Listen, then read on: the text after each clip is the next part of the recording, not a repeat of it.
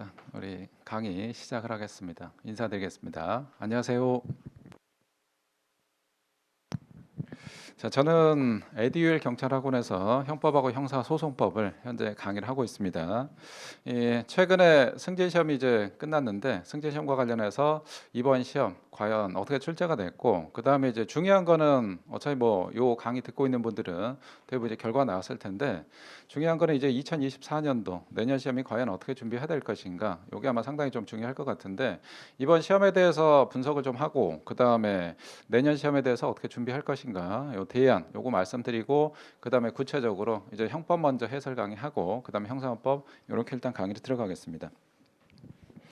자, 일단은 2023년도 우리 경찰 시험과 관련해서 1월 달에 경찰 승진 시험이 있었는데, 그 전에 2022년도 아시다시피 경찰청에서 많은 일들이 있었습니다. 일단 뭐 정부가 바뀌었고, 그 다음에 경찰국이 새로 신설이 됐고, 그 다음에 뭐 승진 티어 관련해서 많이 줄인다, 늘린다, 여러 가지 좀 많은 얘기들이 있었는데, 그래도 참 다행인 게 일단은 티어 자체가 그렇게 뭐 생각했던 것보다 줄지는 않았고, 그 다음에 또 더 좋은 게 우리 경찰에 계속 그동안 수건이었는데, 경찰이 고생은 참 많이 하는데 직급 자체가 거의 뭐 일 자체는 공안직과 똑같이 하는데 월급이 기존에 좀 많이 낮았는데, 이 정부에서 현재 윤석열 정부에서 공안직으로 유지해가지고 2023년도 1월 달부터 월급이 좀 이제 현실적으로 많이 오른 그런 게 있습니다. 그래서 이런 부분에 대해서 경찰이 그동안 고생했던 게 다소나마 좀 여러분들 보답이 되지 않았나, 그런 면에서 상당히 이제 좀 많이 좀 감사합니다. 정부에 일단 감사드리고, 뭐 제가 사실 뭐 감사해야 될 부분은 아닌데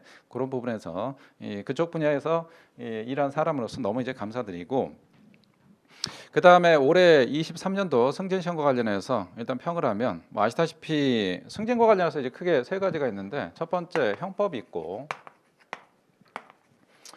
그 다음에 두 번째 형사소송법, 그 다음에 세 번째 마지막 실무 있는데, 일단 뭐 아시다시피 형법은 문제가, 저희 요 강의하면서 와 요거에 대해서 해설 강의를 어떻게 진행하지 좀 고민할 정도로, 제가 어제 요걸 관해서 어떻게 할까 요 고민할 정도로 문제가 일단 좀 많이 평이했습니다. 일단은 좀 많이 평이해서 야 요거 변별력을 조금 많이 상실하지 않았나, 그런 느낌이 들 정도로 문제 좀 평이했고, 그 다음에 형사소송법도 난이도가 전반적으로 작년에는 형법 같은 경우가 좀 많이 어려웠습니다. 생각보다 문제를 풀어보니까 점수가 잘 안 나왔단 말이에요.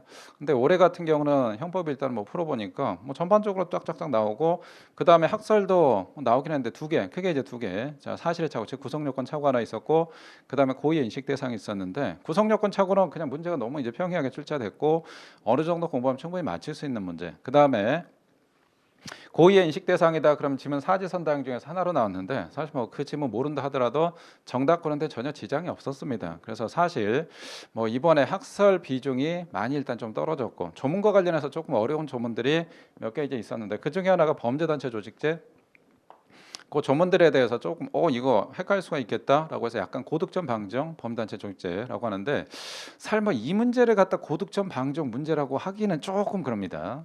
이 문제를 갖다 채용 시험 준비한 학생들한테 갖다 주면 선생님 당연한데요라고 해서 이거 쉽게 좀 잡아낼 수 있는 그런 문제라서, 이게 좀 고득점 방정이라 좀 하여튼 그런 부분이 있긴 한데, 일단 전반적인 사실 문제 중에서 범죄단체 조직죄 그 지문과 관련해서 조금 이제 어려운 지문 하나 있었는데, 그것도 뭐 여러분들 제 조문 학설책에 다 나왔던 거, 기존에 또 다 기출로 다뤘던 지문이라서 많이 어려운 지문은 아니었습니다. 그게 있고, 자, 그 다음에 또 여기 뭐 중요한 거는 박스 문제인데, 박스 문제가 좀 비중이 높다 그러면 시험이 많이 어렵게 느껴지고, 비중이 좀 낮다 그러면 상대적으로 난이도가 좀 내려가는데, 이번에 여러분들 이 형법을 봤을 때 박스 문제가 그렇게 뭐 많지가 않았습니다. 박스, 우리 경찰 승진에서는 개수형 박스 문제는 출제하지 않습니다. 참고하시고, 조합형 문제가 출제가 되는데 한 5개 정도, 형법 같은 경우는 5개 정도, 그 다음에 형사헌법은 4개 정도로 해서 박스 문제 비중이 그렇게 높지가 않았습니다. 그래서 자, 23년도 형법은 22년도 형법이 좀 많이 어려웠다, 난해했다 그러면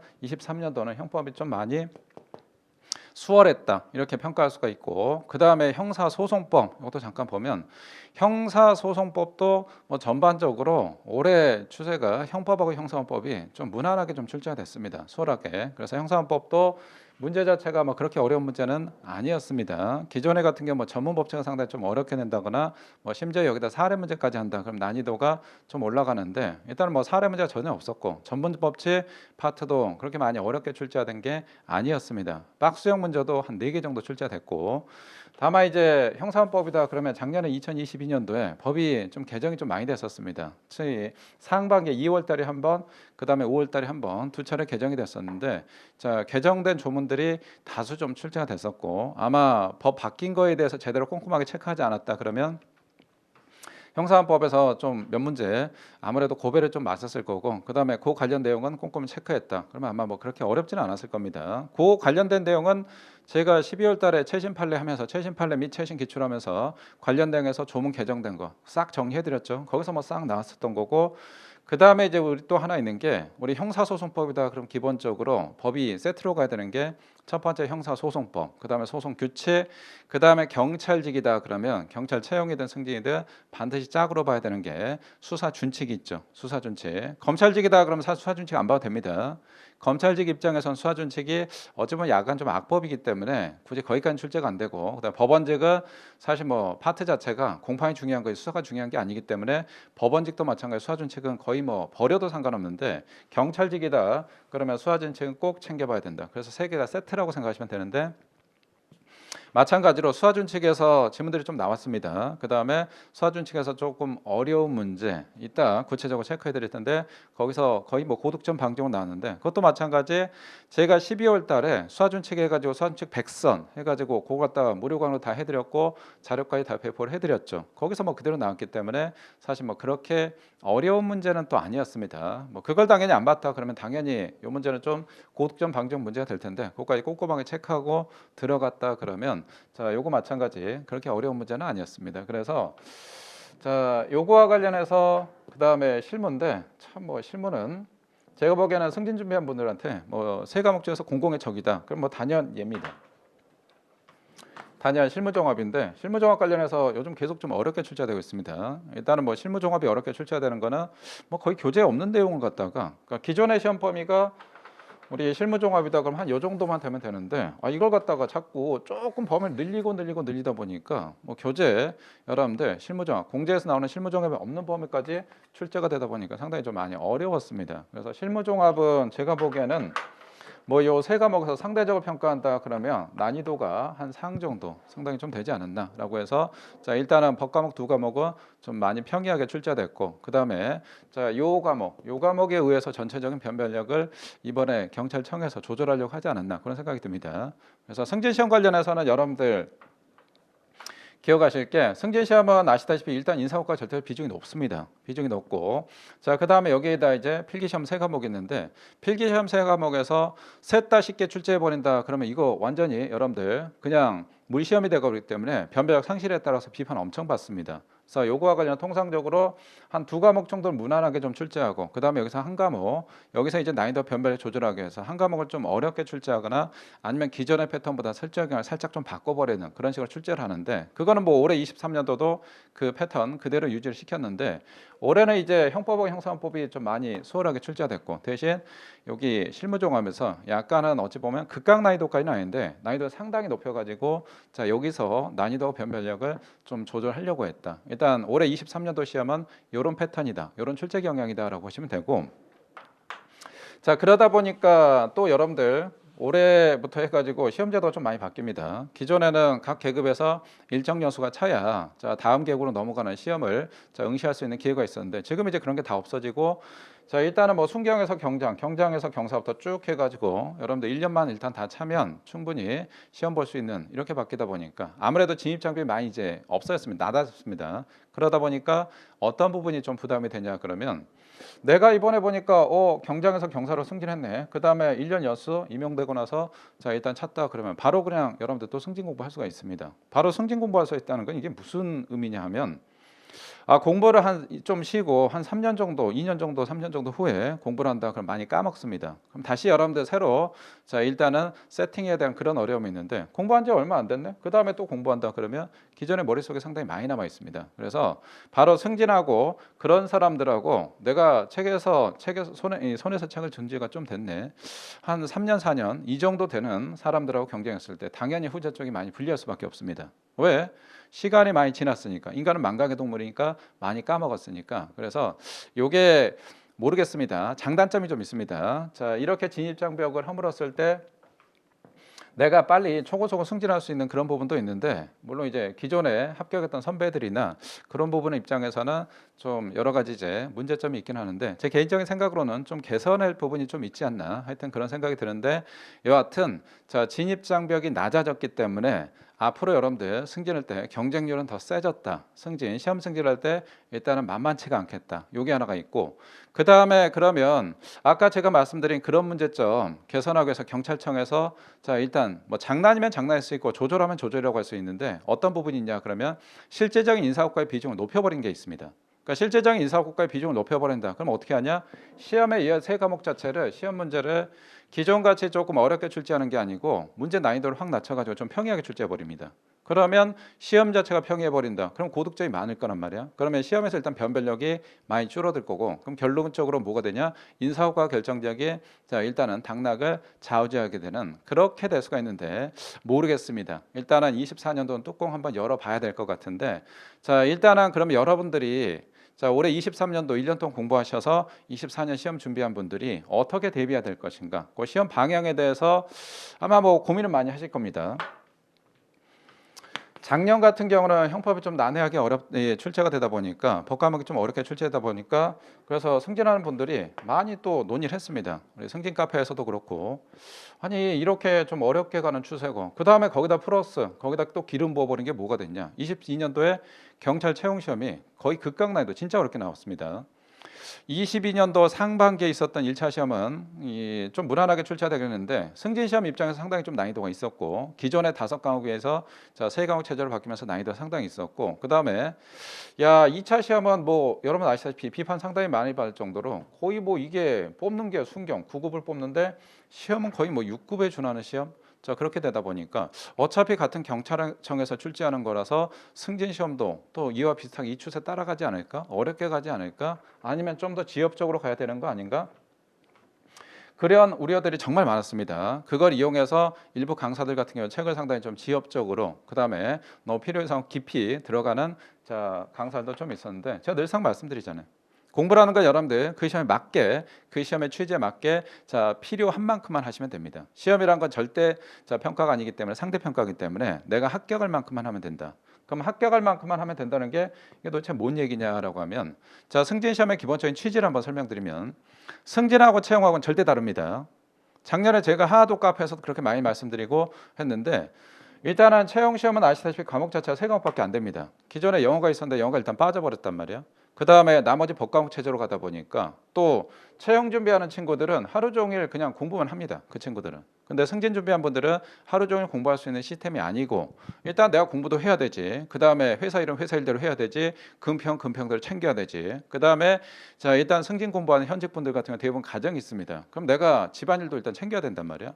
애가 어리다 그럼 육아도 해야 되고 애가 중고등학생이다 그러면 아무래도 내가 엄마다 그러면 애들 손이 많이 가야 되거든. 그래서 자 그런 시간이 있다 보니까 실제적으로 채용 학생들이 하루 종일 공부하는 거하고 그 다음에 승진자분들이 일하고 집안일하고 그 다음에 같이 병행한 건 당연히 질적으로 차이가 있을 수밖에 없습니다. 그 다음에 또 가장 결정적인 큰 요인이 승진 시험 자체가 한번 큰 변화가 있었는데 그게 2015년도입니다. 2015년도 강신명 청장님이 취임하고 나서 뭐라고 했냐?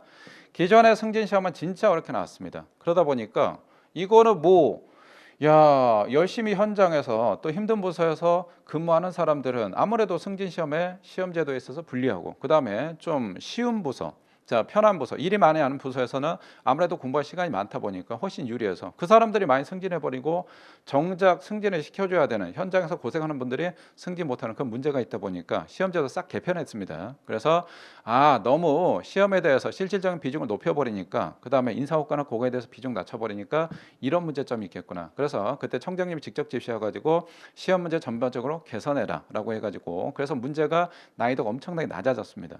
뭐 그 당시 여러분들 우스갯소리를 뭐라고 했냐?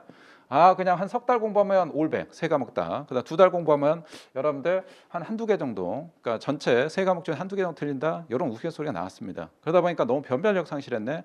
그래서 2015년도에 너무 쉽게 출제했다가 한번 개선이 있어가지고 1년 뒤에는 조금 조절이 있었습니다. 그리고 나서 2차성 청장이 바뀌고 나서 난이도가 한 차례 조금 올라갔습니다. 그래서 지금의 현재 난이도하고 출제 패턴이 나온 게 2차성 청장님 그때 하고 그 이후부터 그 기준은 그대로 쭉 유지가 됩니다. 그래서 자, 내년 승진 시험 준비한 분들은 제가 꼭 말씀드린데 뒤에서 자, 현직 분들이 제 카페에다가 선생님 너무 감사합니다. 제가 선생님 도움 너무 많이 받았습니다. 뭐 이번에 점수 좋은 결과 나왔습니다. 라고 하면서 글 올린 것 중에 하나가 제가 늘상 또 말씀드리는데 시험이라는 거는 여러분들 필요 이상으로 양 늘리면 망합니다. 자, 시험에서 양 늘리면 여러분들 진짜 요 얘기 별로 쓰고 싶지 않은데 왜? 좀 부정적인 느낌이라서 양 늘리면 망하는데 망하는 게 아니고 폭삭 망합니다. 우리 폭망한다라고 하죠. 그러니까 시험에서 양 늘린다는 건 뭐냐? 필요 이상으로 지엽적으로 내가 불안해서 자꾸 지엽화 시킨다 그 얘기입니다. 그다음 필요 이상으로 너무 깊이 들어가는 거. 그래서 승진 시험은 승진 시험에 맞게 공부하시면 됩니다. 절대 필요 이상으로 양 늘리지 마시고 그다음에 하나만 더 말씀드리면 작년 같은 경우는 형법이 상당히 좀 어렵게 나왔기 때문에 그러면 이렇게 해서 당연히 깊이 들어가야 되겠다라고 해서 자, 그 시험을 갖다 바로 철저하게 분석은 합니다. 그건 참 좋습니다. 분석을 하는데 그리고 나서 절대 하면 안 될 걸 뭘 하냐? 예단해 버립니다. 자, 22년도 승진 시험은 형법이 이렇게 나왔기 때문에 당연히 23년도도 이렇게 나오겠지? 아니지. 아까도 말씀드렸는데 시험에서는 여러분들 세 과목 중에서 하나 정도는 출제형을 중간중간 살짝 틀거나 아니면 중간에 확 틀어버린 경우도 있습니다. 아니면 난이도 자체를 확 올려버리거나 올해 시험같이 형법하고 형사법 무난하게 출제하고 그 다음에 실무를 갖다가 그냥 난이도를 그다음 확 올려버린다거나 아니면 작년같이 자, 형법에서 출제형을 살짝 비틀어가지고 문제 풀 때는 야 이거는 뭐 그냥 무난한 것 같은데 막상 채점해 보니까 점수가 상당히 그냥 비가 우수수 떨어지네 뭐 그렇게 만든다거나 하여튼 그러기 때문에 절대 한 번의 시험 가지고 다음 시험을 예단하는 그런 운은 절대 범하지 마십시오.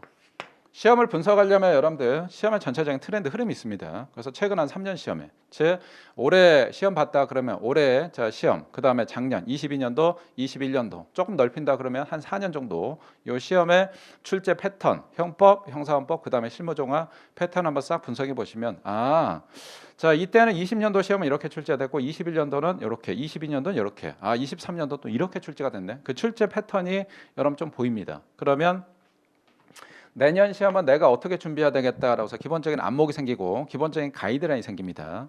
공부할 때 여러분들 가장 중요한 것 중에 하나가 뭐냐? 범위 설정한 거거든. 범위를 내가 필요 이상으로 특히 형법 같은 경우 또는 실무종합이다 그러면 형법 범위가 워낙 많다 보니까 이걸 뭐 사법시험 수준으로 준비해야 되느냐 아니면 이거를 갖다가 채용시험 수준으로 준비해야 될 것이냐 아니면 이거 어느 정도 준비해야 되냐 이게 참 막연합니다. 범위 설정 잘못하면 여러분 폭망합니다. 특히 이렇게 자 23년도 같이 형법이나 형사법 같이 시험이 무난하게 출제돼 버렸다. 나는 정말 거의 뭐 사법시험 거의 한 6급 정도 수준으로 정말 지엽적인 내용까지 다 들어간 채 그냥 달달달 외웠는데 의외로 보니까 야 시험이 그냥 거의 뭐 물시험이 돼 버렸네. 그러면 일명 여러분들 뭐라고 하냐? 효율성이라고 합니다. 우리 다른 말로 가성비라고 하는데 가성비가 엄청 떨어지는 겁니다. 대신 내가 여기다 많은 시간 투자했는데 그러면 어떻게 되냐? 상대적으로 다른 과목에 여러분들 투자할 시간이 훨씬 적어져 버립니다. 그럼 어떻게 되냐? 아니 여기선 당연히 그렇게 지엽적으로 많이 봤으니까 이거 잘 나오겠지 점수가. 잘 나오는데 어디서 폭망해버리냐? 여기서 폭망해버립니다.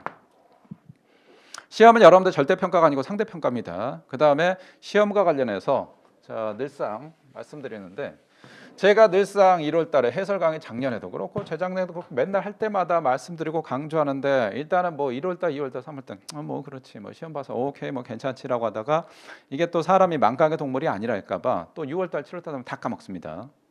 자 불안한 마음에 양은 됐다 늘리고 그래서 시험에서 중요한 건 여러분들 두 가지 요 두 가지만 딱 기억하시면 되는데 첫 번째 자 일단은 적중. 당연히 뭐 적중해야지. 내가 이 선생 책 봤는데, 내가 이 선생 강의, 이 선생 커리 따라가는데, 상당히 적중 잘했네. 그럼 괜찮은 거고.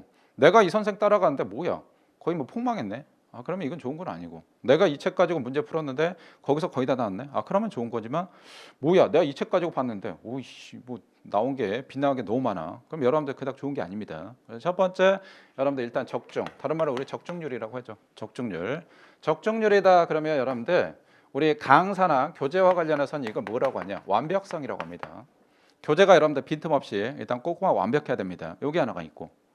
자, 그런데 이게 만약 강사다 그러면 이게 가장 크죠. 강사다. 왜?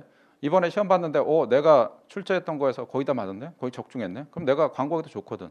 내 책 봐라. 내 강의 봐라. 내 커리 따라오니까 다 맞지 않냐? 내 대로 가야지. 왜 딴 선생 가냐? 그러니까 폭망하지. 이렇게 광고하기 상당히 좋습니다. 그런데 수험생이다 그럼 여기 하나 반드시 추가되는 게 있습니다. 왜? 강사는 1년 내내 하나만 하면 되거든. 저는 그냥 법만 하면 됩니다. 저는 형법만 해도 되고 형사법 하나만 해도 되고. 근데 수험생은 여기 아니고 플러스 알파가 있죠. 수험생은 승진이다 그러면 형법도 해야 되지, 형사법도 해야 되지, 그 다음에 실무종합도 해야 되지, 그 다음에 회사일도 회사일대로 해야 되지, 금평대로 상점은 상점대로 챙겨야 되지, 또 집에 가서 가사일도 해야 되지, 해야 될 게 많습니다. 그래서 여러분들 중요한 게 또 뭐가 플러스가 되냐? 자, 효율성입니다. 효율성 일명 여러분들 뭐라고 하냐? 우리 가격 대비, 가성비라는 표현 쓰죠. 가성비. 자, 이 선생, 일단 꼼꼼하고 완벽하긴 해. 이 선생대로 하면, 자, 일단은 뭐 거의 100점 맞는데, 다만, 양이 우리 시험 합격하려면 이 정도만 해야 되는데, 이 선생은 뭐야? 뭐 사법시험 수준으로 공부를 해. 완전히 양을 됐다 늘려버려. 그거는 수험생을 위한 게 아니고 철저히 강사를 위한 겁니다. 왜? 여기서 빗나가면 어떡하지? 자, 그것 때문에 여기서 안 나왔다고 학생들이 디스하거나 수험생이 요거 디스하거나 요 강의 안 좋다, 책 안 좋다 이렇게 디스하면 어떡하지? 자꾸 불안하니까 양만 늘리고 자, 요걸 고려 안 합니다. 근데 이거만 늘리고 여러분들 요 효율성, 가성비를 생각 안 한다. 그러면 어떻게 되냐? 올해 시험까지 꼴난다니까. 작년에 뭐 1월달, 2월달, 뭐 2월달 설 끝나고 2월달부터 승진 준비하는데 아직 시간 많지. 거의 한 11개월, 12개월 있으니까. 그러니까 뭐 정말 지엽적인 것까지 다 하는데 이거 뭐 2월달, 3월달, 4월달 여유가 있으니까 슬슬 진짜 이렇게 하다가 막상 8월달, 9월달 되니까 모의고사 보니까 점수가 생각보다 안 나오네. 왜? 당연히 너무 지엽적인 것까지 하면 공부량이 많이 늘어났는데 당연히 회독수가 떨어질 수밖에 없지. 그러니까 점수가 생각보다 안 나옵니다. 안 나오다 보니까 다른 동료들은 점수가 이렇게 나오고 내가 봤을 때 학교가 좀 이 정도 나와야 되는데 점수가 안 나오네. 그럼 어떻게 되냐? 불안합니다. 불안하다 보니까 자, 선택하는 방법이 있거든. 기존에 봤던 거 쭉 밀고 나가냐? 아니면 자, 일단 유턴할 거냐? 일단 가보자라고 하는데 10월 달 가도 이게 도저히 답이 없어. 그럼 그때 어떻게 하냐? 그냥 일단은 다 버려버립니다. 버려버리고 시간도 얼마 안 남았으니까 얍실한 걸로 그렇게 가버립니다. 그러다가 어떻게 되냐? 폭망하지. 점수가. 당연히 그렇게 가면 구멍 날 수밖에 없습니다.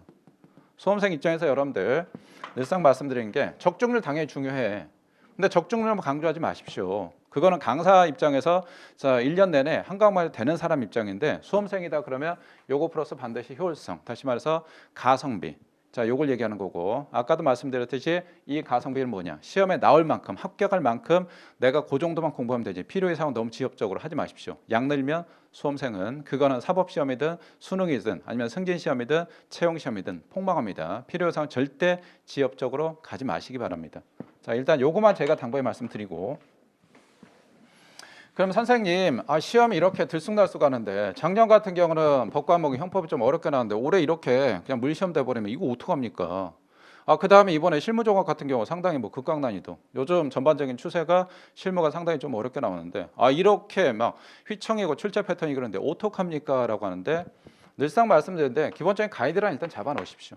가이드라인은 그래서 우리 아까도 말씀드렸듯이 최근 3년에서 4년 정도 승진시험 철저하게 분석을 해보십시오. 그냥 올해 시험만 분석하지 말고 제발 플리즈 일단은 최근 3년에서 4년 정도 승진시험 분석한다 그러면 형법을 놓고 딱 분석했다. 최근 4년 보니까 올해는 난이도가 물시험했네. 근데 작년엔 조금 난이도가 어려웠고 재작년은 보통 정도 됐고 그 다음에 범위가 요 정도 출제되구나. 일단은 형법에서 범위 설정하는 거는 학설적인 부분. 학설이 보니까 그럼 어느 정도까지 봐야 되지? 사법시험 수준인가? 아니면 채용시험인가? 아니면 승진인가? 승진은 보니까 김종은 저 인간이 맨날 조문 학설책 요 책 있는데 이 책이 그 노란 책인데 여러분들 제가 여기 해설 강의할 때 원래 저희 이제 유니폼이 있습니다. 노란색 유니폼 에듀윌 해가지고 그거 입고 왔어야 되는데 그 와이프가 그걸 빨아가지고 안 말라가지고 제가 못 입고 왔는데 자 일단 그래도 책은 노란색으로 해놨습니다.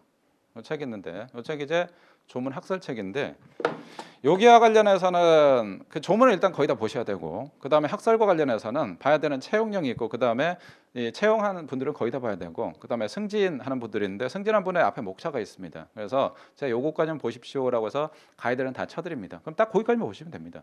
그럼 벗어나지 않고 만약 거기서 벗어나 출제됐다 그러면 여러분들 그거는 문제 난이도 상당히 좀 올라간 거고 그 다음에 그 문제는 거의 킬러 문제라고 생각하시면 됩니다. 굳이 킬러 문제까지 절대 욕심낼 필요가 없습니다. 그 문제는 그냥 버리는 거야. 아 나만 틀리는 게 아니고 다 틀리는 거고 그건 수험생을 위한 문제가 아니고 출제위원을 위한 문제니까 그 문제 틀렸다고 여러분들 뭐 떨어지거나 그런 건 절대 아닙니다. 그래서 절대 그것까지 욕심은 안 내시면 됩니다. 그렇게 일단은 하시면 학설 일단 커버 쳤네.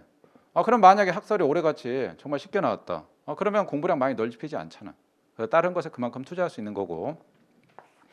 그 다음에 조문과 관련해서는 조문 학설책에 여러분들 아까 우리 범죄단체 조직제, 그 다음에 형사법이다 그러면 어떤 사람들은 김종 저 인간 또 책 팔이 하러 왔네라고 하는데 저는 책은 팔지는 않습니다. 저를 팔지.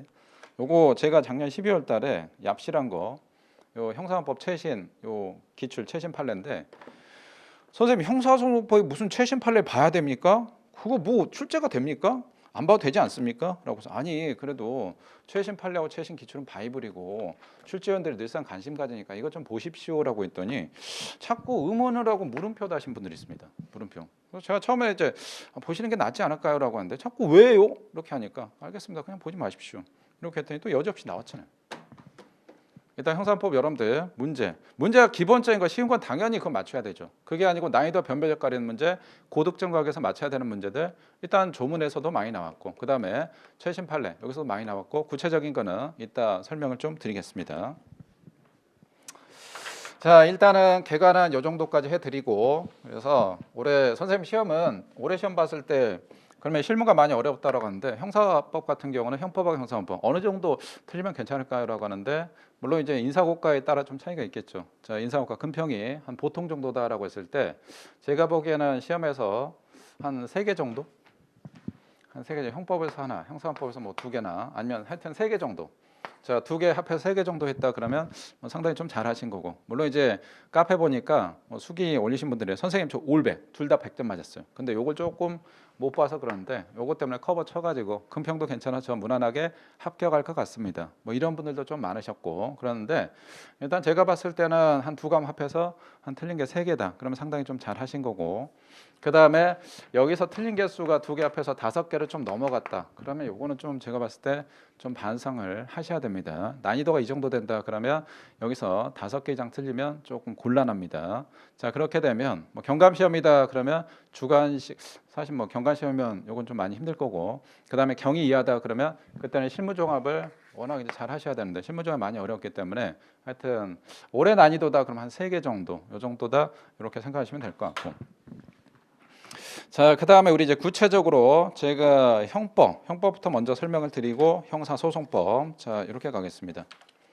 자, 제가 앞부분 서두를 갖다가 거의 뭐 러닝타임 이렇게 30분 이상 하는 경우 거의 없는데 준비하시는 분들이 또 올해 자 23년도 아까도 말씀드렸듯이 변화가 좀 많습니다. 시험 제도에 관련해서 일단은 진입 장벽이 많이 낮아져서 일단 경쟁률이 많이 올라갈 거고 그 다음에 갑자기 이렇게 무시험이 돼 버렸단 말이에요. 그럼 이것도 범위를 어떻게 설정할 건가?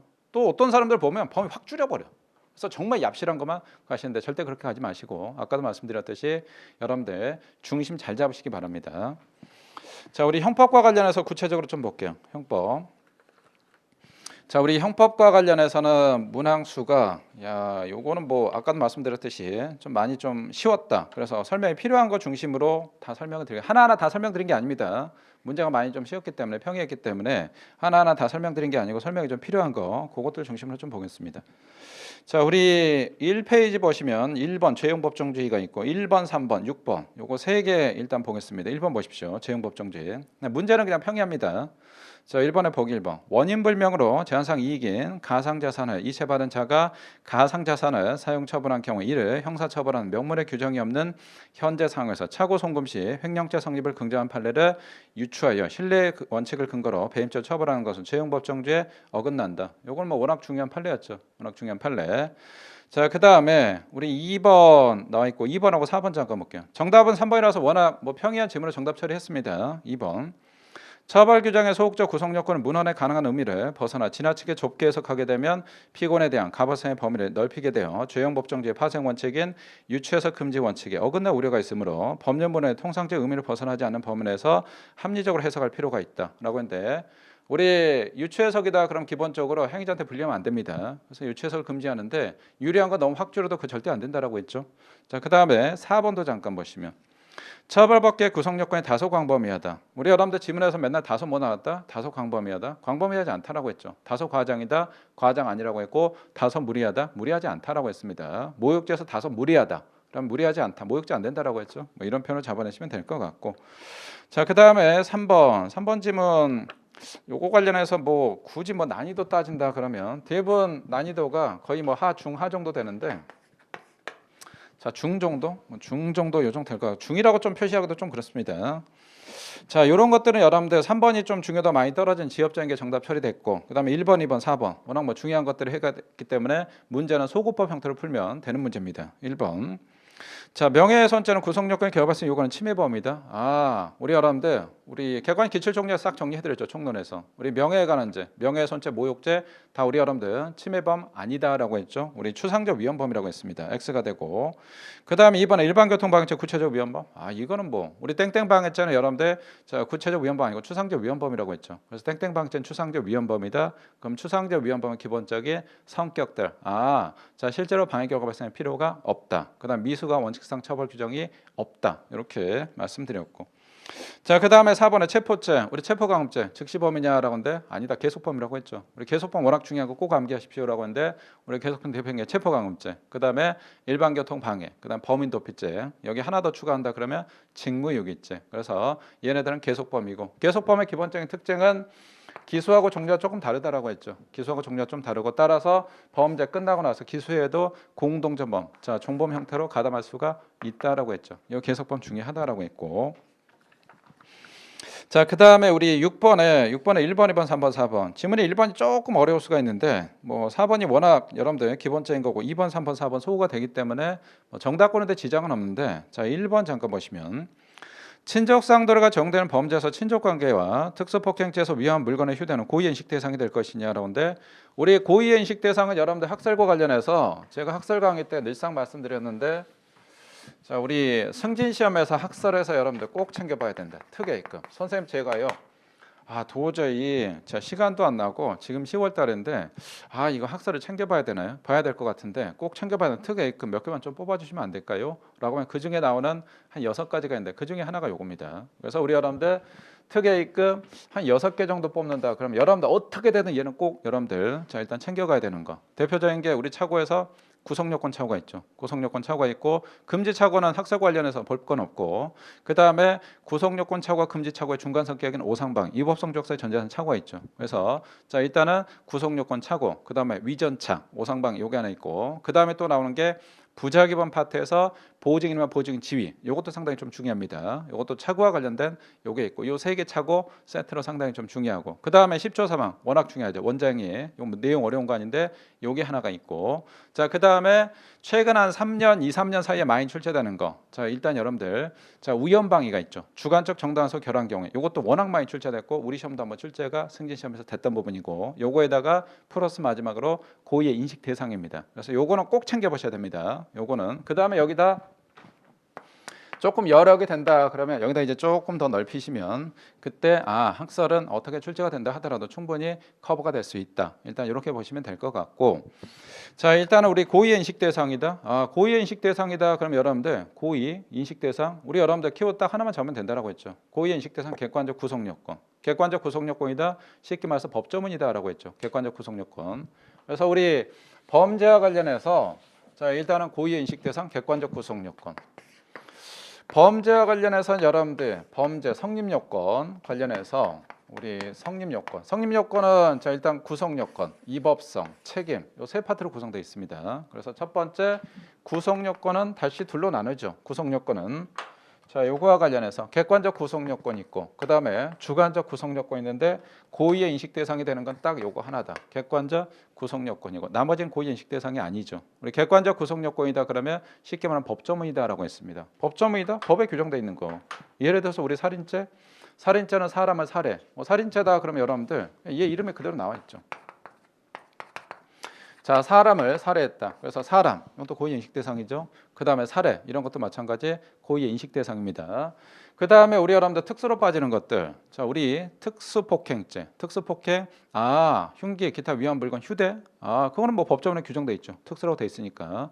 야간 주거 침입 절도죄에서 야간에 뭐 이런 것들 법에 규정돼 있으니까 고의 인식 대상이 된다라고 했죠. 요거만 되고 주관적 요건 아니죠. 우리 목적본 생산의 목적 이런 것들 해당 사항 없고 그 다음에 위법성. 자, 우리 위법성 조각사나 그 다음에 어떤 책임 요소다 그러면 얘는 해당 사항이 없고 그 다음에 우리 범죄와 관련해서 성립 요건 있고 또 이제 소추 조건. 자, 그 다음에 마지막으로 처벌 조건 이렇게 규정되어 있습니다. 자, 얘네들 해당 사항일 것이냐라고 하는데 얘는 해당 사항 없다라고 했죠. 우리 소추 조건이다 그러면 뭐 두 가지가 있죠. 여기에 관련해서 첫 번째 우리 친고죄가 있고 두 번째 반의사 불벌죄에서 처벌 불원 의사 얘는 해당 사항 아니라고 했죠. 왜? 자, 요거만 되니까 객관적 구성 요건만 되고 그 다음에 자 우리 처벌 조건이다 그럼 두 가지 암기하십시오라고 했죠. 우리 처벌 조건 대표적으로 잘 나오는 게 친족상도 친족. 내가 아빠 지갑에서 돈 훔쳤는데 혹은 물건 훔쳤는데 이거 아빠 거 아닌 줄 알고 훔쳤네. 근데 아빠 거였다. 그럼 이 경우에 고의하고 상관없다라고 했죠. 요거로 가니까. 자, 그다음에 또 하나 우리 조금 어려운데 사전소래죄에서 공모이 된 때. 자, 요거는 우리 여러분들 자, 이쪽으로 가니까 요거하고 상관없다. 그래서 고의 인식 대상이 아니다라고 했습니다. 자, 그럼 지문 보시면 자, 1번 친족상도례에서 적용되면 친족관계. 친족관계는 고의인식 대상 아니라고 했죠. 아니다. 특수폭행죄에서 특수는 여러분들 위험 물건을 얘기하죠. 이건 법조문에 규정되어 있으니까 고의인식 대상이 될 거고 이렇게 잡아내시면 되고 그 다음에 우리 2페이지 좀 볼까요? 2페이지. 자, 우리 2페이지에 7번에 사실이 차고 있는데 문제가 좀 많이 평이하게 나왔습니다. 요거는 뭐 틀릴 분들은 없을 것 같고 자, 그 다음에 우리 자 17, 요거 관련해서 우리 2페이지 보시면 2페이지 우리 13번에 부작위범 잠깐 볼까요? 우리 부작위범이다. 그럼 머릿속에 제가 꼭 박아 놓으십시오라고 했죠. 부작위하고 자기는 형평성 차이가 없다라고 했죠. 직접 정보와 간접 정보 차이가 없듯이 부작위하고 자기 차이가 없습니다. 똑같이 간다. 다만 자 다르게 하는 게 딱 하나 있었다. 어떤 경우냐? 교사 같은 경우는 자기한 교사는 가능한데 부작위한 교사 안 된다라고 했죠. 왜? 교사는 뭐 적극적으로 하는 건데 부작위는 가만히 있다. 가만히 있다 뭘 한다? 뜨거운 얼음, 차가운 불 이런 거 안 된다라고 했죠. 그래서 우리 부작위하고 자기는 똑같다. 따라서 부작위는 자기에 비해서 형 깎아주는 규정 없다라고 했죠. 똑같다라고 했습니다. 자, 그 다음에 뭐 부작위한 방조 당연히 된다. 부작위범사의 공동전범 이런 것도 다 된다라고 했죠. 그냥 부작위한 교사 요건 안 돼요. 자기한 교사만 된다. 요거만 다르고 나머지 다 똑같다. 그러면 뭐 잡아내는데 어렵지 않습니다.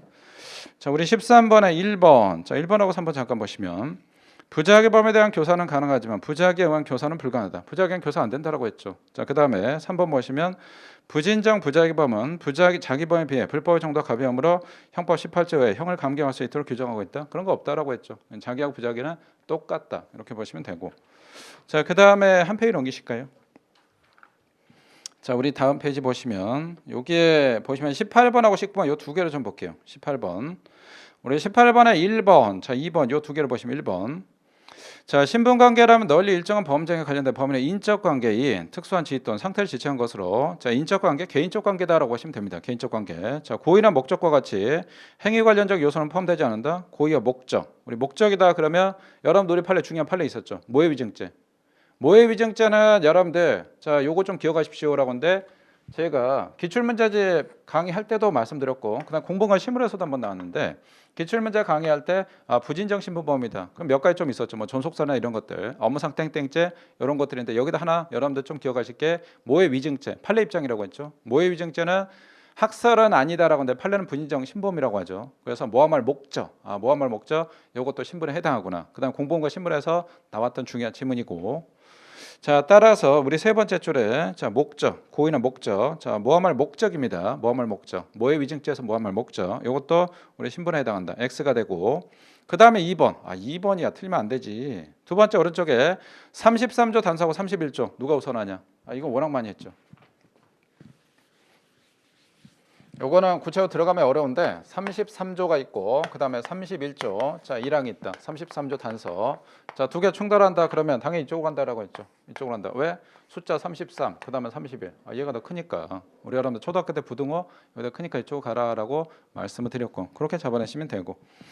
자, 그다음에 이거와 관련해서 19번 좀 보겠습니다. 19번이 우리 재수론 문제인데 문제가 뭐 40문제 중에서 이 문제도 조금 난이도가 있다라고 보시면 되는데 기억에 공무원갑이 A를 기망하여 그로부터 뇌물을 수수한 경우에 수뢰와 사기죄. 자, 일단은 공무원 사기쳐서 일단 뇌물 먹었다. 그러면 일단은 수뢰죄 요거 관련해서 되고 그다음에 사기죄가 되고 둘 관계는 무슨 관계냐? 요건 뭐 워낙 중요한 판례죠. 요거는 상상자 경합 인정했고 X가 되고 자, 니은 갑이 공무원이 취급하는 사건에 청탁과 관련하여 청탁 또는 알선할 의사나 능력이 없음에도 청탁 또는 알선한다고 A를 기망하여 금품을 교부받은 경우에 사기죄 변호사법 위반죄. 둘 관계 어떻게 될 것이냐라는데 사기쳐서 돈 먹었네. 사기쳐서 자, 얘 변호사도 아닌데 알선해서 그러면 일단은 사기죄가 되고 그다음에 사기쳐서 변호사 아닌 놈이 했으니까 요거는 뭐 사기 변호사법 위반죄가 되고 요거는 1타 2피가 되니까 당연히 상상적 경합이 되겠죠.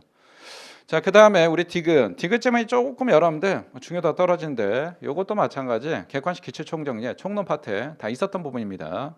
우리 마약법이다 그럼 여러분들 자 하나 빼고 나머지 싹 별도의 제거 인정했었죠. 뭐 그렇게 잡아내셔도 되고 자 아니면 우리 디귿 보시면 자, 갑이 A로부터 수수한 메스암페타민 즉 히로뽕을 장소로 이동하여 투약하고 잔량을 1번 소지했다. 자, 장소 이동하여 투약하고 그 다음에 두 번째 오른쪽에 소지했다. 그러면 장소 이동하고 그 다음 소지했다. 시간적 간격이 좀 있습니다. 시간적 간격이 있다. 그럼 이건 당연히 별도의 죄가 되겠구나. 이렇게 잡아내시면 되고 그 다음에 니을 자 갑이 음주의 영향으로 정상적 운전이 곤란한 상태에서 자동차 운전하여 사람을 상해 이른과 동시라고 했네. 자, 다른 사람의 재물을 손괴한 경우에 특정 범죄 가중처벌에 관한 법률 위반죄와 자 업무상과실 재물손괴죄 도로교통법 위반죄가 성립하고 자 둘 관계는 어떻게 되냐? 교통사고 나가지고 사람 다쳤네. 그다음 차 부셔버렸네. 동시에 했죠. 동시. 자 일단 사람 다치고 때려 부셨다. 그럼 동시에 했으니까 당연히 뭐 상상자 경합이 될 거고. 그 다음에 미음 자 갑이 음주 상태로 자동차 운전하다 1차 사고를 내고 그대로 진행하다 2차 사고를 냈다. 그럼 이 경우에 음주운전 어떻게 되냐? 근데 이건 당연히 뭐 포괄 일죄가 되겠죠. 자 이렇게 잡아내시면 되고 그 다음에 여러분들 조합형 문제 푸는 거 이거 잠깐만 좀 설명드리면 조합형 문제 풀 때 지문이 보니까 상당히 많네. 미음까지 나왔네. 미음까지. 그럼 하나하나 기역, 니은, 디귿, 니을, 미음 찬찬히 여러분들 한 땀 한 땀 읽고 밑에 가는 분들은 없겠죠. 당연히 자 다음 중 옳지 않은 것을 모두 골라라 라고 했을 때 자 이렇게 있다. 그럼 기역 지문 있고 니은, 디귿 쭉 있다. 그러면 먼저 기억 좀 판단해보고 이거 5네 라고 했을 때 요거 X네 라고 했을 때 1번에 기억 뭐 어쩌고 저쩌고 나와 있고 2번에 니은 어쩌고 저쩌고 나와 있다. 3번에 자 니은 어쩌고 저쩌고 나와 있다. 그럼 일단은 요거 보니까 X로 나왔네. 그럼 얘 일단 소구가 되겠죠. 기억 빠지니까. 이런 식으로 먼저 지문 하나 보고 소구하고 그 다음에 소구하고 이런 식으로 해야 빨리 갑니다. 위에서부터 순차적으로 하나하나 가는 게 아닙니다. 늘상 말씀드리는데 객관 시험은 여러분들 실력 당연히 중요하지. 실력. 그 다음에 여기다 플러스가 뭐가 되냐? 테크닉, 기술이 필요합니다. 그래서 여러분들 시험에 임박해서 모의고사 실전을 많이 하는 거고 그래서 이런 식으로 문제 푸시면 됩니다. 그 다음에 우리 또 다음 페이지 좀 보시면 자 일단 20번부터 27번까지 있는데 요거 21번부터 강론인데 비제3 문제가 상당히 좀 많이 나왔습니다. 비제3분 이제 파트가 많이 출제됐고 어려운 제3범죄 파트가 좀 출제 비중이 좀 많이 떨어져 있습니다. 그래서 비제3범죄 21번부터 27번까지 7개 정도 출제되는데 난이도는 전반적으로 좀 평이한 것들이고 그 다음에 다음 페이지 보실까요? 우리 다음 페이지 28번. 자, 여기서부터 이제 제3범죄인데 28번부터 여러분들 32번까지. 그중에 좀 어렵다고 하긴 좀 그런데 29번. 요 횡령죄는 그냥 무난한 것들인데 횡령죄 잠깐 볼게요. 횡령죄 우리 기억. 자, 기억하고 디귿 니을 보겠습니다. 기억. 자, 사립학교 교비에게 속하는 수입을 적방 교비에게 세출에 포함되는 용도가 아닌 다른 용도로 사용했다. 요거는 뭐 많이 다뤘지. 교비에게 전용하면 자, 여러분들 그 자체로 원상 횡령죄 된다라고 했죠. 절대 안 된다. 그 다음에 디귿. 요건 명의신탁이네. 우리 명의신탁 단순, 중간, 기약 싹 바뀌었죠. 자, 무죄로 싹 바뀌었습니다. 그래서 이거 단순 명의 신탁 무죄가 되는 거고, 그 다음에 니을도 마찬가지. 이것도 싹 바뀌었죠. 우리 채권양도다 그러면 채권양도 제가 최신 판례 할 때 채권양도가 싹 정리해드렸잖아. 채권양도다 그러면 일단은 채권양도 제3범죄에서 횡령죄 안 된다. 싹 무죄로 바뀌었다. 뭐 금전채권양도도 싹 무죄 해서 정리 싹 해드렸습니다. 그 다음에 우리 30번에 우리 배임죄 30번에 말이야 배임죄지. 문제는 뭐 그냥 평이한데 이런 거 요 틀리면 안 됩니다 진짜. 요거 진짜 누구라고 말은 못 하겠는데 제가 이제 스튜디오 강의라서 빈 강의실에 촬영하고 있는데 저희 이제 조교 학생이 그 앉아 계시는데 조교 학생 봤더니 선생님 제가 이거 하나 틀렸는데 이거 해가지고 저는 배임죄가 약한데 요거 틀렸습니다라고 하는데 아니 아무리 하나 틀려도 딴 걸 틀려야지 이거는 진짜. 자 우리 배임죄 1번. 자 우리 여러분들 우리 최근에 김명수 대법원장님 취임하시고 나서 저는 진짜 강의하면서 형법에서 이렇게 막 전업체 판례 많이 나온 그 대법원장은 처음 봤습니다. 김명수 대법원장 취임하고 나서 판례가 엄청나게 많이 바뀌었는데 물론 이제 판례가 잘못됐다는 게 아니고 기존에 좀 문제가 있었고 학자들한테 많이 비판을 받던 판례들이 다 정상화됐습니다. 그래서 배임죄와 관련해서 이중 처분됐던 거 그냥 싹 다 민사문제로 싹 바뀌어버렸지. 부동산 이중 매매만 빼고 나머지 그냥 단순한 민사문제로 싹 바뀌었고, 그 다음에 횡령죄에서 기존에 계약명의 신탁 무죄인데 그러면 이거 중간은 어떻게 돼? 둘이 비슷한데? 그게 또 바뀌었죠 무죄로. 그러면 중간하고 계약 무죄인데 왜 단수는? 그래 그것도 바뀌었죠. 그래서 그것도 무죄로 바뀌고, 그 다음에 여러분들 비제3범죄 또 주거침입죄에서 많은 비판받는 판례들이 있었거든. 그걸 갖다가 여러분들 뭐 초음복집 사건부터 해가지고 싹 바뀌었죠. 정상화됐습니다. 자 기존에 뭐 성범죄도 마찬가지고 위계한 미성년자 간음죄 여기도 좀 문제가 있던 판례들이 싹 바뀌었습니다. 그래서 어마어마하게 최신 판례 전업체 판례가 많이 나왔는데 1번. 자, 요거는 우리 이중 저당권 설정했다. 우리 이중 저당권 설정 등기했다. 그러면 이건 단순한 민사 문제로 무죄가 된다라고 했죠. 이건 워낙 이제 중요한 판례고.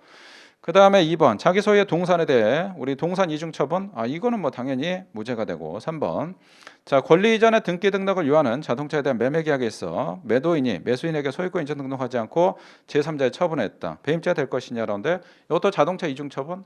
부동산 이중 빼고 그냥 싹 이 민사 문제로 바뀌었다니까. 그래서 그냥 요거 싹 무죄. 요거는 뭐 제가 최신 판례 때 3번은 설명을 다 드렸던 판례입니다. 이렇게 보시면 되고. 그 다음에 우리 32번도 좀 볼까요? 자, 32번도 조금 난이도가 좀 어렵다. 우리 40문제 중에서 32번 좀 고민할 문제인데 우리 1번부터 잠깐 보십시오. 권리행사 방해죄에서 은닉이란 타인의 점유 또는 권리의 목적이 된 자기의 물건 등 소재를 발견하여 불가능하게 하거나 현저히 곤란한 상태에 두는 것을 말하고 이로해 현적으로 권리행사 방해되었을 것을 요하냐라고 하는데 우리 아까 서두에서 잠깐 말씀드렸죠. 땡땡 방해죄는 추상적 위헌범, 추상적 위헌범의 특징 두 가지. 실제로 방해 결과 발생할 필요가 없다라고 했죠. 두 번째 미수처벌 규정이 원칙상 없다라고 했고, 그래서 이거는 뭐 X가 되고. 자, 그 다음에 2번에 피고인이 피해자에게 담보를 제공한 차량이 자동차 등록원부에 타인 명의로 등록돼 있네. 다른 사람 명의로 등록돼 있다. 피고인의 피해자가 승낙 없이 미리 소지하고 있던 위 차량을 보조기 이용하여 가져갔다. 권리행사 방해죄 될 것이냐. 우리 권리행사 방해죄에서 여러분들 일단은 자기 소유 타인 점유라고 하는데 그러면 자기 소유가 될 거 뭘 가지고 판단하냐. 명의자고 실소유자가 다르다 그러면 이때는 여러분들 명의자 가지고 판단, 실소유자 가지고 판단하는 게 아니라고 했죠. 그래서 자동차 혹은 부동산, 중장비 뭐 이런 것들 실질적으로 이거 내 건데 명의는 회사 명으로 돼 있네. 내가 회사하고 좀 불화가 있어가지고 회사 차고지에 주차한 장차 끌고 와버렸다. 그럼 이 경우 절도죄가 되냐 권리행사 방해죄가 되냐. 요거는 실적으로 내 거지만 명의 회사 명으로 돼 있으면 이거 회사 거라고 했죠. 그때 우리 여러분들 따라서 타인 소유가 되니까 권리행사 방해죄 안 된다라고 했죠. 그것도 이제 많이 다뤘고. 자, 그 다음에 우리 3번. 3번은 여러분들 총론의 공범과 신분 여기서 많이 나왔던 판례고. 자, 물건의 소유자가 아닌 갑이 소유자 을의 권리행사의 범행에 가담한 경우 을에게 고의가 없어 범죄가 성립하지 않다 하더라도 갑은 권리행사 방해죄 공범이 될 것이냐. 두 번째, 을의 고의가 없어 범죄가 안 된다. 범죄가 안 된다. 그러면 가담한 놈도 안 된다라고 했죠. 요거 여러분들 절도죄하고 비스무리하게 설명드렸습니다. 절도죄하고 어떤 경우냐. 내 휴대폰이 왜 여기 있지라고 했는데, 자, 저하고 제 친구하고 야 친구야 이거 좀 드는데 도와줘라고 해서 요걸 갖다가 제 건 줄 알고 가져가네. 근데 친구가 같이 도와줬다. 그럼 저는 자, 고의가 없으니까 절도죄 안 되겠죠. 그러면 도와준 친구는 얘도 절도죄 공동전범이냐? 아니라고 했죠. 권리행사 방해죄 똑같다. 제가 친구한테 돈을 빌리면서 내가 반지를 좀 맡겼거든. 금반지를 갖다 결혼 반지를. 내가 이거 이 금반지가 좀 필요할 것 같아. 그래서 친구야, 나 이거 가져가도 돼라고 했더니 얘가 이렇게 하네. 가져가라고. 근데 실제로는 요거 가져가라는 표현이 아니고 꺼져 이거였습니다. 친구는 나는 가져가라는 뜻인 줄 알고. 그래서 저는 고의 없이 그냥 가져갔네. 그럼 나는 권리행사 방해죄 안 된단 말이야. 그럼 같이 자 가담 했던 친구도 그럼 권리행사 방해죄 공동전범이 되냐? 안 된다라고 했죠. 요때. 자 그다음에 자 4번의 강제팽 면탈죄. 요 지문이 조금 지엽적인 건데 채권자들의 피고를 상대로 법적 절차를 취하기 위한 준비행위를 하지 않고 자 법적 절차를 취하기 위한 준비행위를 하지 않고 여기다 키포인트 하나 잡아볼까요? 자 일단은 공격 전혀 안 들어왔네. 들어오려고 시도도 안 했고 전혀 들어오지 않았습니다. 자 피고인의 어음의 지급기일 도래 전에 강제팽 면하기 위해 자신의 형에게 허위채무 부담하고 가등기 했다. 강제팽 면탈죄 되냐? 강제팽 면탈죄는 여러분들 강제팽 했을 때 자 일단은 강제팽 들어왔다. 민사소송 제기하거나 혹은 제기할 태세 즉 공격할 준비하거나 공격 들어왔을 때 요때 감췄을 때 강제팽 면탈죄 되죠. 아직 얘가 공격도 안 들어. 공격 들어올 생각이 전혀 없어. 전혀 없는데 내가 뒤로 빼돌렸다. 그럼 이때는 강제팽 면탈죄 성립하지가 않는다라고 했죠. 그래서 여기 관련해서 첫 번째 중간에 법적 절차 취하기 위한 준비를 하고 있지 않았다. 그럼 여러분들 이런 경우가 있죠. 내가 친구한테 돈 100만 원 빌렸네. 근데 친구는 변제가 한참 지났는데 돈 많아. 그래서 나한테 채권 출심할 생각이 전혀 없어. 근데 제가 쫄아가지고 그냥 내 휴대폰도 감추고 내 책도 감추고 막 그랬다. 그럼 나는 강제팽 면탈죄가 되냐? 아마 이거 강제팽 면탈죄 빼버리면 대한민국의 채무자들 한 3분의 1 깜빵 갔을 겁니다. 그래서 강제팽 면탈 강제패 들어오거나 공격 들어오려고 했을 때 그때 강제팽 면탈죄가 됩니다. 자, 그다음에 우리 33번의 범죄단체 조직죄. 요것도 좀 고민을 할 수가 고민하면 안 되죠. 왜? 이거 1번은 기출에서 나왔고 법원행시도 나왔고 그다음에 제가 아까 말씀드린 거 우리 에듀윌이 모델이 바뀌었는데 저는 제 마음속에 모델은 서경석 씨입니다. 그래서 공무원 시험 합격은 에듀윌 그거 있죠. 노란색. 요게 다 나와 있던 거고. 그다음에 1번부터 보시면 사형 무기 또는 장기 사냥. 우리 범죄단 조직죄 장기 사냥 요거 장난 많이 쳤죠. 승진에서 많이 쳤고. 근데 이번에 어디 장난쳤냐? 맨 마지막 그 형을 감경할 수 없다. 여길 또 장난쳤습니다. 요거는 기존에 법원행시에서만 나왔고 X가 되고. 그다음에 2번하고 3번. 요 학생들이 자꾸 이거 2번하고 3번 많이 좀 헷갈리시는데 우리 단체하고 집단이 있습니다. 그럼 단체하고 집단 누가 안쪽으로 가지? 누가 바깥쪽으로 가고? 자, 여러분들 어떤 사이즈가 있다 그럼 그림이다 그러면 단체하고 집단. 자, 단체하고 집단은 한쪽은 바깥쪽 크고 한쪽은 안쪽으로 가는데 자, 누가 안쪽으로 갑니까? 단체하고 집단? 단체 집단? 뭐지? 집단 패밀리 패거리라고 생각하시면 되고 단체다? 시민단체라고 생각하시면 됩니다. 여러분들 경실련이나 시민단체 같은 거 있죠. 시민단체는 뭔가 체계가 갖춰졌습니다. 그래서 단체가 안쪽으로 갑니다. 우리 쉽게 시민단체라고 생각하시면 되고 바깥쪽으로 가는 게 집단입니다. 집단. 그러면 단체하고 집단은 시민단체구나. 최소한에 뭘 갖춰야 되냐? 경실련. 경실련이다 그러면 일단 사무총장, 거기에 국장, 뭐 밑에 팀장 이런 직원들이 있죠. 그래서 최소한의 통솔 체계는 갖춰야 됩니다. 따라서 집단은 여러분들 고등학교 그냥 패거리들, 일진들 요거라고 생각하시면 돼. 그래서 얘는 최소한의 통솔 체계는 필요가 없습니다. 자, 요거와 관련해서 요거와 관련해서 통솔 체계가 필요가 없고 그다음에 단체다 그러면 경실련 시민단체구나. 그럼 최소한의 통솔 체계는 있어야 되겠구나. 이렇게 일단 기억을 하시면 됩니다. 최소한의 통솔 체계가 필요한 게 우리 단체가 된다. 그러면 뭐 2번하고 3번 싹 정리가 될 것 같은데 2번 요거 볼까요? 자, 피고인들을 소매치기로 범할 목적으로 그 실행 행위를 분담하기로 약정한 경우에 형법 114조에 정한 범죄를 목적으로 한 단체 인정하기 위해서 계속적 결합체로 그 단체를 주도하거나 내부의 질서를 유지하는 최소한의 통솔 체계 갖춰야 된다. 최소한의 여러분들 요거 시민단체 이런 건 있어야 된다라고 했고 자, 그다음에 3번. 자, 형법 114조 정한 목적을 범죄를 목적한 집단 인정하기 위해서 최소한 통솔체계 갖출 필요가 없다라고 했죠. 두 개 차이가 있으니까 좀 보시고 그 다음에 34번에 우리 3번 지문 하나 볼까요? 3번. 자, 사람이 현저한 자동차에 방화했다. 그러면 현주 건조물이냐 일반 건조물이냐? 요거는 여러분들 20년도에 승진시험에 한번 나왔죠. 나왔고 그 다음에 제가 요거 조문 책에 여기도 문제 그대로 수록해놨습니다. 그래서 이 경우 일반 건조물 방화죄가 아니고 현주 건조물 방화죄가 된다라고 했고 그 다음에 35번에 우리 다음 페이지 좀 볼까요? 우리 35번에 3번 나왔는데 3번에 요거 최신 판례 겁나 중요하다라고 말씀드리고 최신 판례 특강 때 제가 장애인 사용 자동차 표지 자 요걸 갖다가 함부로 썼을 경우에 공문서 부정 행사가 되냐라는데 공문서 부정 행사는 여러분들 그 용도를 갖다가 자 맞게 써야 된다라고 했죠. 권한의 용도를 갖다 맞게 써야 된다. 근데 장애인 자 사용 자동차 표지 요 사용할 권한이 없는 사람이 했다 그러면 요거는 신분용으로 쓰는 게 아니죠. 신분용으로. 그래서 이 경우는 죄가 안 된다. 쉽게 말해서 제가 그때 설명드릴 때 야 아빠가 장애를 가지고 있거든. 그래서 제가 그냥 아빠 차 잠시 끌고 왔지. 아빠 나 주말에 차 좀 빌려줘. 뭐하게? 나 있잖아. 친구한테 좀 갔다 와야 될 것 같아 부산에. 알았어라고 해서 1박 2일로 내가 아빠 차 빌려가지고 잠시 가져갔거든. 근데 아빠는 이제 장애가 있으니까 그 장애용 여러분들 차 앞에 그 딱지 붙는 거 있죠. 딱지. 내가 그냥 그거 했지. 자 그러면 이 경우에 나를 처벌할 것이냐라는데 아니다라고 했죠. 아니다. 자, 요 판례 중요하다라는데 그대로 뭐 출제됐고 그 다음에 오른쪽에 39번 좀 볼까요? 39번에 자 1번, 2번, 3번, 4번 39번에 요거 4번 요 최신 판례입니다. 요 최신 판례 많이 좀 중요한 지문이고 자 미결 수용자 갑이 변호인 6명 고용하여 일단 돈이 많습니다. 회장님입니다. 6명 고용하여 총 50일에 걸쳐 변호인 접견을 가장해 변호사로 하여금 갑의 개인적인 업무와 심부름을 하도록 하고 소송서를 위해 문서를 수수한 경우에 변호인 접견 업무 담당 교도관의 직무집행을 대상으로 한 위계한 공무집행 방해죄가 되냐라고 하는데 안 되죠. 요 최신 판례고 요 판례 좀 많이 중요하고 왜 그러냐라고 하면 회장님 다 그렇게 합니다. 회장입니다. 여러분들 진짜 재벌의 회장님이다 그럼 깜빵에 있으면 와 힘들어. 깜빵에 구속돼 가지고 보통 뭐 6개월 1년 정도 하는데 가끔 여러분들 뭐 CJ 회장님이나 SK 최태원 회장님 뭐 여러분들 롯데 신동빈 회장입니다. 갑자기 멀쩡한데 어떻게 깜빵만 한 6개월 갔다 오면 휠체어 타고 막 이상하게 막 초췌해 가지고 와. 아 이거 다 헐리우드 액션 아니냐라고 하는데 아닙니다. 진짜 아픈 겁니다. 여러분들 깜빵 안 가봤지?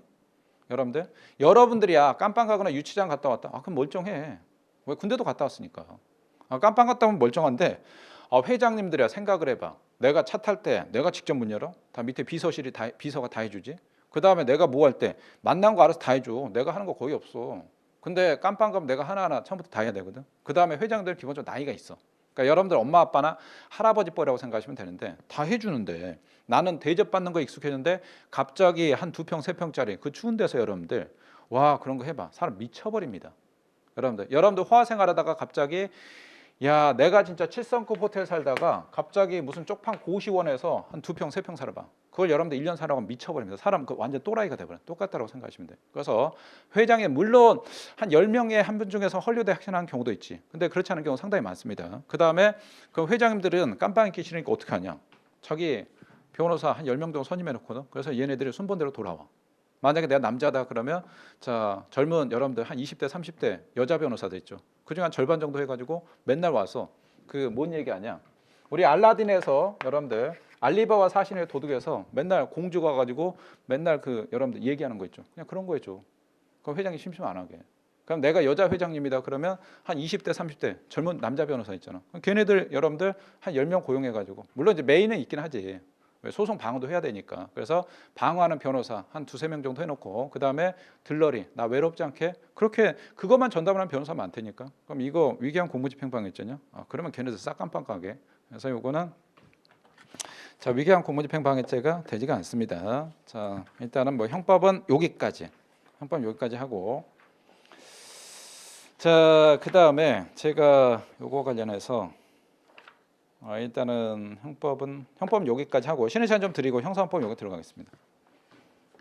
공무원 합격! 에듀윌 합격 패스!